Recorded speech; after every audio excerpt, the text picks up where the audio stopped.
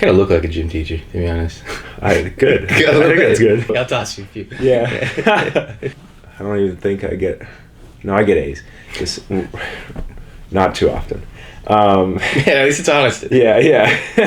But for people who are going in or anxious or scared...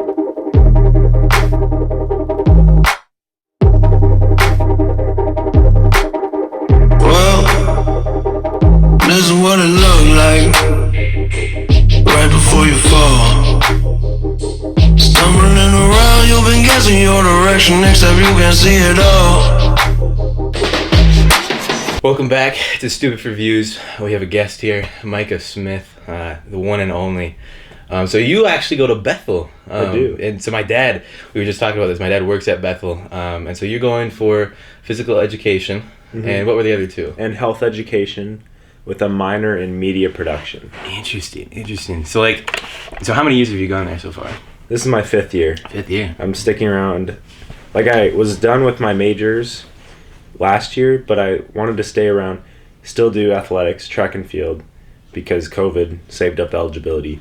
And then I used that time I'm an RA on campus, and good. I think that's good. Absolutely, dude. Absolutely. So, with going to Bethel, it's a Christian college. Mm-hmm. So, what have you? Well, obviously, you've probably never been to a non-Christian college. I've hung around some. Right. Yeah. So, what's the main difference? Well, the biggest difference for Bethel, it might be different for other campuses. Mm-hmm. Bethel has a no alcohol policy. Mm-hmm. I understand there are people who are want to drink on the weekend, mm-hmm. and then some people are I want to drink because it's just a leisure thing and mm-hmm. helps me relax on the weekends. Yeah. But everyone comes in, and when they come to Bethel, they understand. They sign some things that agreements, yeah, mm-hmm. that say they're not gonna drink alcohol while they're students on campus. See, that's really smart. I mean, I knew that, but you saying it again just reminds me. Yeah, because it's a no use policy at Bethel, except for over the counter. Going to Bethel and having that around, those people surrounding you that don't do that, or there's probably some. Obviously, there's always going to be that one room. But with mental health, going to college. See, I've struggled with I didn't like school. Yeah. So I graduated late, 1 year late from high school. Mm-hmm. And I would be really blessed to go to Bethel if I got accepted, of course, but because I would get a pretty good discount because my dad's been working there for 30 plus years. But do you have any advice for people that are struggling with the anxiety or just the depression of going into school once again? That's a lot harder and it actually matters instead of high school. Yeah, that's a great question. I really think that if you are willing to take the steps to work with the administration, I've gotten accommodations. High school, it's called your 504 plan, or I got that into college, and having accommodations have been so helpful, and I wouldn't be doing as well. I mean, I'm still not I'm definitely not a straight A student. I get you. I don't even think I get A's. Just not too often. Yeah, at least it's honest. Yeah. Academics aren't always worth it. It's the people you meet that are really more worth it. That has been a big part of it. I've met a lot of amazing people while being at this university, and people that I can't imagine not having in my life now. And they always say, it's not the destination, it's the journey. Yeah. Going it's faith based as well, and it's a Christian college. So I would feel more comfortable going there, but at the same time I would have anxiety because there was a point in my life recently where I just I ditched faith. I was okay, I just fell off, and then there was a bunch of things that happened. I was well, I don't really care. I don't care. Yeah. But then I came back to it, and now I can see both sides. The grass is always greener. Sitting there and I'm thinking, no, I don't need God, but I want to go to this college, or I want to surround myself with these friends. It's tough because I don't know as well as they do, or I'm not actively learning about God. And so I'm sure that a lot of people that are going to go to Bethel aren't even Christians at all, and so that they go there because that a bunch of different benefits for the college. So with you and your faith, how has that impacted your mental health? There has been a long journey of how I've been trying to navigate that all the way through, even probably middle school, high school, into college, faith with mental health. My church has done an amazing job of talking about mental health and the Bible. It doesn't make you less of a Christian if you struggle with mental health. And that's been a really big encouragement. when I want to talk about like my faith being something that impacts my mental health, I want to like talk more about like the Bible aspect. Like one of the first things is that it, like in the Bible, it's always talking about community, having a community, and that is probably one of the most important things. And I realized that after like I kind of did going to church for a while. Yeah, I was like, holy cow, I have like no friends now, because that was just a close knit community, and like we were all conversing and we all like just hung out. And then after that, I was like, how do I make friends? And like you have to go to a certain place over and over again. That's why like in high school you have all these friends, because you show up and you all show up every single day and you hang out and you just become friends. And that's the same with the community at church. Yeah. That's and right. It's a huge blessing to have that. And it also helps to tie in with like improving your own mental health. It's being surrounded by that community. Yeah. And that's the nice thing about Bethel. I mean, I haven't obviously gone. I mean, I grew up walking in, going, and like meeting a bunch of people. We used to have this, the whole house, the physics party. So all of the physics students would come over. We played ping pong, foosball. Awesome. Yeah, for Christmas, it'd be something else. And they made up their own caroling songs. Their own. Made them up. Yeah, they made them up about like photons and stuff. It was hilarious. Like they were nerding out, I swear. But you know, you touched on how faith impacts your mental health, but how does your mental health impact your faith? So, well, sometimes your mental health doesn't play fair. You said it. You said it. And like it's been so hard to navigate that, and there's been points of like where I did think like I don't want to get medication because I think I know God can heal this, and I know that me and God can work this out and we'll get healing or something like that. I even saw a video a couple weeks ago of a guy saying, shout out to the people who are doing it how God intended and raw dogging their mental health. I've seen that. And I don't agree with that anymore. I couldn't handle being without medication. I feel you on that, because I just recently get back into my meds. I have a sleeping med. That thing knocks you out. Holy cow, I could be playing a sport and I'd be dead asleep. But and it's also for anxiety and depression. And like I stopped taking it for a while, and then like I got almost insomnia where I just couldn't sleep because I was doing this stuff, and I was so motivated and excited about it. But I started draining myself with medication. I was like, oh, I really don't want to do that, because I still want to put all these chemicals in my body. And like I don't want to be that guy. Like I'm not saying that at all, but like at the same time I was thinking like, you know, then it alters my mood, and I'm not thinking this way. Like I'm afraid to take it, because then what if I'm like less motivated to do this type of thing? But at the end of the day, like anything to make it a little bit easier, I mean, it'll help. It really does help. And God, I don't want to put words in his mouth, but I think that he put us here for many, many, many, many, many reasons. But one of the reasons is for other people to make medications to help people. And that could be part of his plan. And again, that's just theoretical. Who knows? But it's an interesting concept. And I've thought a little bit about that. Yeah. But for people that are wondering, oh, should I take that? Just maybe try it out. See how you feel. Yeah, it's definitely hard to start, because the first couple months your body, since it's getting a new burst of chemicals, it actually can sometimes get worse. Yep. But you just you got to stick through it. It's gonna get better. It I feel so much better that rather than crying every night or every other night, just for the smallest of things. I don't have that, even though sometimes my medication, I want to cry and I can't. It feels like when you're wanting to yawn, but you can't get that yawn out, and there's that pain. It just builds up. I just want to get it out, but I can't. That's what it's like having my medication's for depression, and when you want to cry, a yawn that you can't get out, but multiplied, that kind of anxiety of not being able to get it out. But it's a lot better than not being able to cry, or being able to crying so much. Yes, that's very true. You're talking to the right person, because you can even ask Lexi.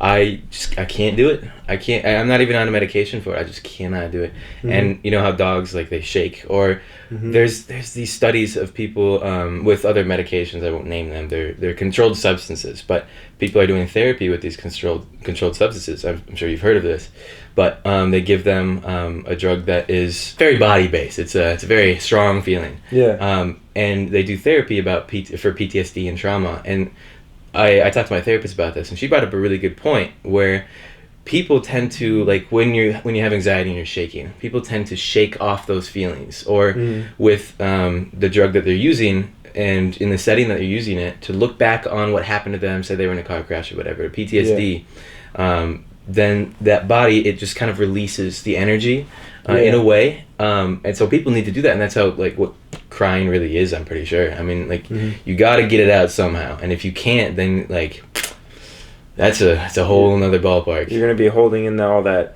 like, tension and all that energy, and that you don't even know is there, and that might be affecting you. I know a different way that's without drugs that me and my counselor, or my therapist, we work on not using type of medication, but it's called brain spotting. Oh, I do that too. Yeah, really? It's where, well, I've done brain spotting, and then I think there's another one, or it might be that one, where you hold the two things and they buzz alternately, and then you close your eyes, and what it's supposed to do is stimulate whatever's buzzing at the time, and then the other one, it stimulates each side of the brain. It's almost kind of like going like this to stimulate both sides of your brain, and it's interesting. And then brain spotting is where isn't it? Well, you explain it, because I think I might be confusing it.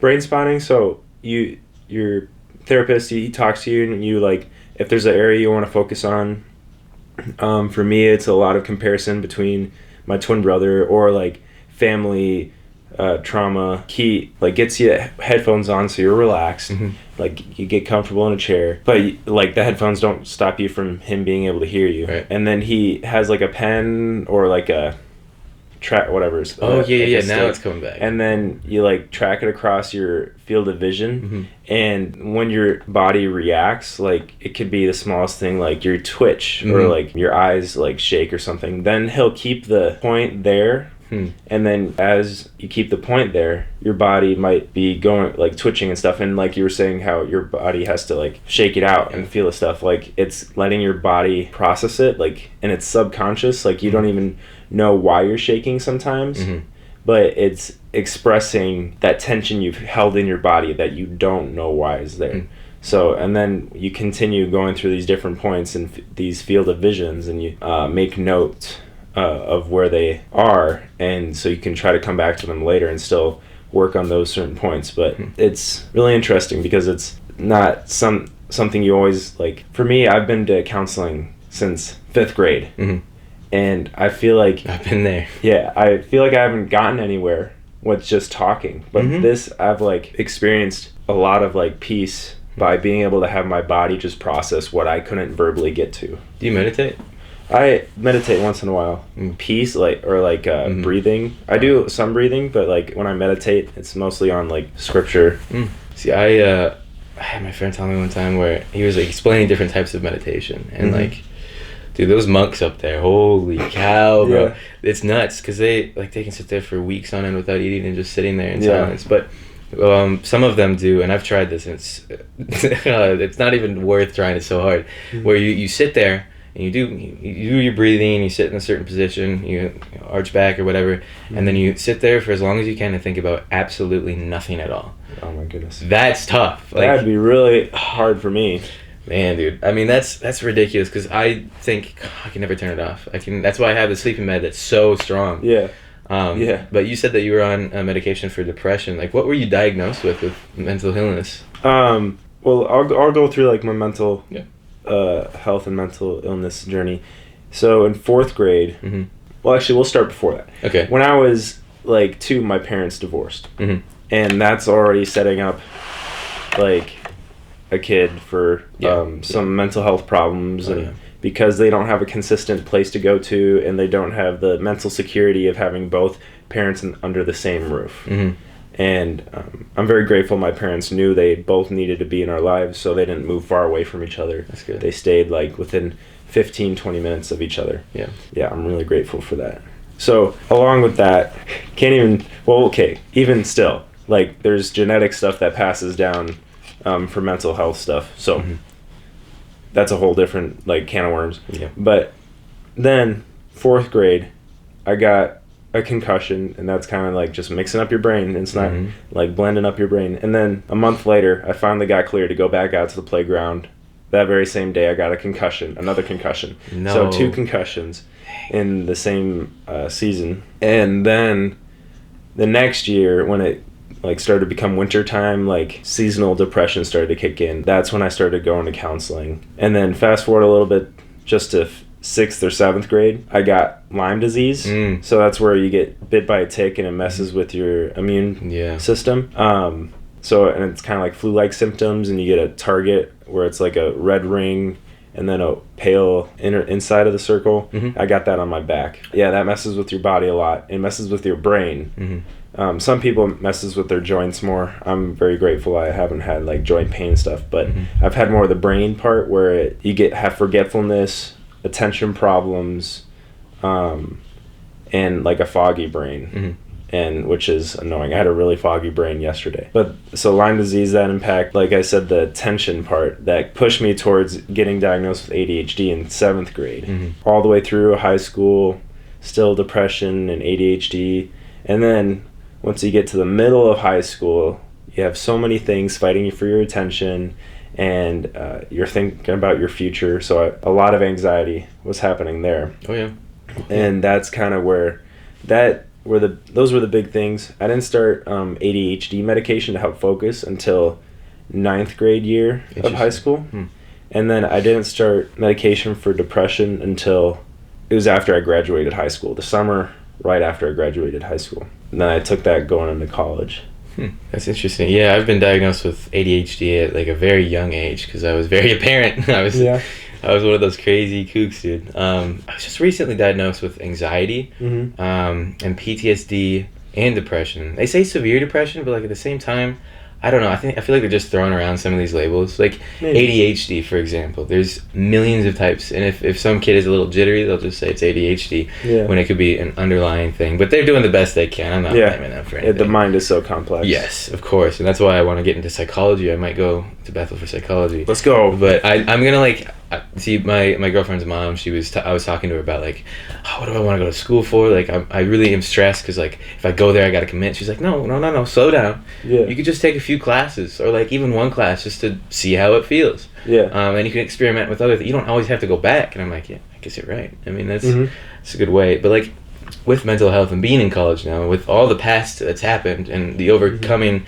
some of these obstacles, how did you overcome? Or I know you're still working on it, but what's some advice for somebody that's really looking to heal themselves? My personal journey. So part of the reason why I want to be a health education teacher is because I personally needed health, and how I did that was like we mentioned earlier, like having a church community that helps a lot. There's actually studies where if you have a community of people that you can go to with faith problems, and you're like 70% more likely to get through those. And so that is one thing. Another thing, I try to sleep well. I still don't always sleep well, so I might get on whatever you're on. I know, but not illegally. I'll have to talk to my doctor. So I'll toss you a few. So definitely sleep. Trying to get a right diet. Like I said, I had a foggy brain yesterday, and the day before I had like handfuls of candy, and I hadn't had candy for a while because of track and field. I'm trying to keep my diet clean. That made a difference on my brain. So I was really foggy yesterday. I journal a lot. Good. I've journaled almost pretty much every day since middle of high school. So I've like about more than 20 journals finished. And I'm still going. That's impressive. Yeah. So those are all things that have helped me improve my mental health and being open about it as well. Not like necessarily with everyone I ever meet, but for my close community of people and my parents, they've been very supportive about it. Some people are hesitant to talk to their family or friends, but it can make a world of a difference if you really do. And I very much agree. Yeah. Yeah, a lot of people, they're just like, no, I can handle it on my own. And then it gets to a certain point where they're like, oh, I need help, but like, I don't want to express my feelings to somebody like that. And that's like also toxic masculinity too. Like all guys that, you're not supposed to cry, you're not supposed to do this, you're not supposed to do that, you're supposed to be a strong-headed man. But like at the same time, no, dude. I mean, and obviously, I'm sure everybody's heard this before, but no, you don't. Like, it's much better for you to be vulnerable, even though it sucks at first. You're like, oh, dude, I don't want to do that because I'm standing out. I'm putting myself out there. But like in the end, it's really gonna help you a lot. And like, you don't want to be 80 years old and just alone and have look back on your life and be like, everything I did was fake. That would cause like a psychological breakdown for me. Like, I would look back and be like, what did I just do on this earth? Yeah. So reach out to people is the main focus. I mean, really reach out, and like you have to. And I really appreciate you coming on too and expressing your feelings towards all the things that you've been struggling with. And what's your advice to a young man that is that's getting into the Word of God and going off to college? Yeah. Several things. One, you are not your mental health. That is not who you are. It doesn't control you. It doesn't, not necessarily, like sometimes it does. Well, yeah, of course, but like, that's not who you are, because who you really are is a child of God. You're a beautiful creation, a wonderful creation, Psalm 139. You're made for wonderful works, Ephesians 2:10. And there are some superpowers to having mental health issues, and like ADHD with creativity, or depression with creativity as well. But other things connected to, you said, getting in the Word, right? Look at the people who struggled with mental health in the Bible. There's King David, Job too, when he lost everything, and then Job went off on God, but then God was like, have I not done this for you, man? Yeah, exactly. Am I not controlling like over everything and balancing like the earth and like the sun and stuff like that? But yeah, King David, if you look at the Psalms, like he was going through. He's living in a cave while writing these, and he's like, God, smash the heads of my enemies' infants. On rocks. Exactly. He was down bad. Yeah, he was down. He was really down. But then a little bit later, he's like, God, start praising him. I praise you. Just get me through it. Yeah, that's how it was with me, because I was so I had a really bad car accident a while ago, a couple of years ago, and the only thing I could do after hearing what happened, after the aftermath, and it was tragic, but after hearing what happened, the only thing I could do was like sit upstairs in the study, and curl on the ground, like in the most pain I've ever been in. Like, I've broken my collarbone, but like that's not comparable to the feeling in my chest, like physical feeling. But the only thing I could do is praise God. The only thing. And at the time I was like, why am I doing this? Like, what on earth? But it's what he wants you to do. Like, you'll learn through that. And, like, some people really have to go through it before they come out on the other side reborn. And being reborn is, people say that all the time, but I feel like I actually went through that. Well, I know I went through that, and that's an intense experience right there. That's that's something else. But like you had said, just surround yourself also with people like that are also into the Word. You know how I read the Bible is sometimes when I'm feeling really lazy, I just flip through it, or I go on my phone and I scroll as fast as I can, and then I put my finger down. I'm like, okay, you got to go into it thinking, okay, God is going to speak to me. He's going to say something to me. What he's going to say, I don't know. But so that's how I do it, and that's like also, that's a good way to start too. That's how I started, at least. But what verses do you think that you would start off somebody that's really getting new into struggling with anxiety or depression? I couldn't probably tell you all of them right now, but... What book do you think? What book? I think Proverbs. I'd say Proverbs. That's one of my main ones to go to. Yeah. Or John, maybe. Yeah. John too. It's different for a lot of people. I would like Google like verses about anxiety, or for you to have peace. That's been a lot of how I find verses, is like just Googling things. That's like when I first got into it, like a couple months ago, I really started reading it, and like I read it off and on, but then I really started out, like I was asking my sister, I was asking my parents, I was like, where on earth do I start? Because it's such a big book. It is. It has 66 books to be exact inside one cover. So it's really it's intimidating at first, and a lot of people they think it's like an actual book, and well, it is, but it's also like a guide for life. It's also your instruction manual, basically, to put it into lesser words. But a lot of people just start off at the beginning. But if you start at the beginning, just in the beginning, but like that, you don't really get to you see the creation of the earth. But every book is designed for a different scenario and a different emotion or feeling or whatever it is, and it teaches you different things, different lessons.